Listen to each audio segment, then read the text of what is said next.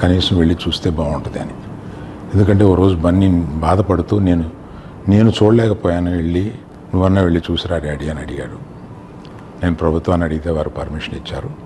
ఈ పర్మిషన్ నాకు ఇచ్చిన చీఫ్ మినిస్టర్ గౌరవనీయులు రేవంత్ రెడ్డి గారికి, పోలీస్ శాఖకి, మన హాస్పిటల్ అధికారులు, సిఇఓ గారు అభిమన్యు, మెడికల్ డైరెక్టర్ సంబిత్ గారు, వీరందరికీ హాస్పిటల్ వాళ్ళు చూసి బయటికి వస్తున్నాను.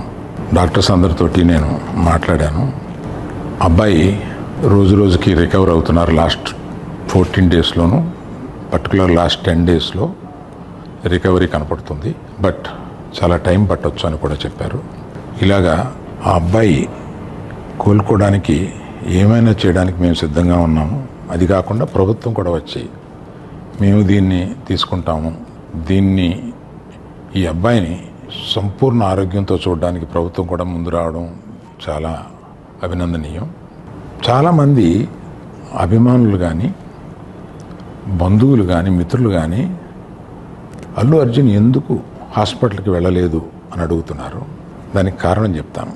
స్టాంపేడ్ జరిగిన రోజు మరుసటి రోజు మార్నింగే అల్లు అర్జున్ వద్దామని అనుకుంటే హాస్పిటల్ అధికారులు నిన్నే కదా జరిగింది, ఇవాళ ఈ హాస్పిటల్కి వచ్చి ఇక్కడ ఇంకొక ఇన్సిడెంట్ని ఎందుకు అవాయిడ్ చేయమని చెప్పి అడిగారు.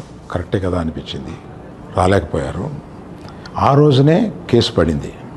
ఆ కేసులో పడిన తర్వాత మన legal team headed by Niranjan garu strongly advised Bunny should not go to the hospital at all or meet the parents, ఇట్లా అని చెప్పి గట్టిగా చెప్పారు.